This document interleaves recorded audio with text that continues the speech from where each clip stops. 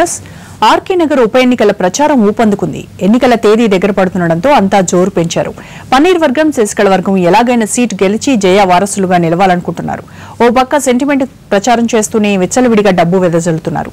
నిన్న ఒక్కరోజే 50 ప్రాంతాల్లో జరిగిన ఐటీ దాడుల్లో 5.5 కోట్ల రూపాయలను అధికారులు స్వాధీనం చేసుకున్నారు. తమిళనాడులో ఇప్పుడు అంతర్దృష్టి ఒకవైపే. దివంగత సీఎం జయలలిత అసెంబ్లీ నియోజకవర్గమైన ఆర్కే నగర్ ఉప ఎన్నికల్లో విజయం ఎవరిని వరిస్తుందన్నది అంతటా ఆసక్తికరంగా మారింది. అటు శశికళ వర్గం, ఇటు పన్నీర్ సెల్వం వర్గం ఎలాగైనా ఈ సీటు గెలిచి అమ్మ నిజమైన వారసులను తామే అని నిరూపించుకోవాలని తహతలాడుతున్నారు. ఎన్నికలు దగ్గర పడుతుండటంతో ప్రచారాన్ని హోరెత్తిస్తున్నారు.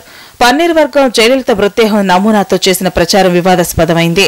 దీనిపై శశివర్గం మండిపడుతోంది.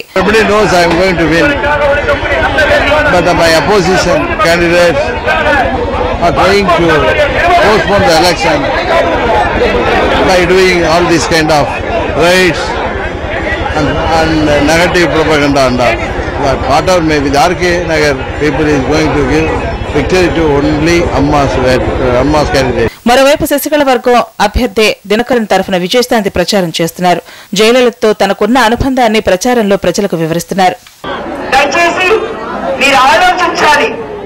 తొందరపడి ఇలాంటి ద్రోహులు ఓటేశారంటే మీకు వచ్చేది ఏం లేదు. ఏడీఎంకి 4.5 సంవత్సరాల అధికారంలో ఉంటుంది.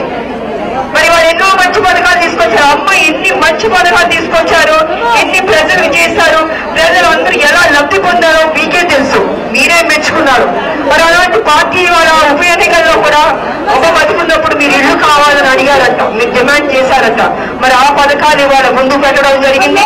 57,000 ఇళ్లు కట్టించేస్తానికి తెలంగాణలో ప్రామిస్ చేశారని చేసి చూపిస్తాను కూడా ఛాలెంజ్ గా తీసుకున్నారు ఆయన.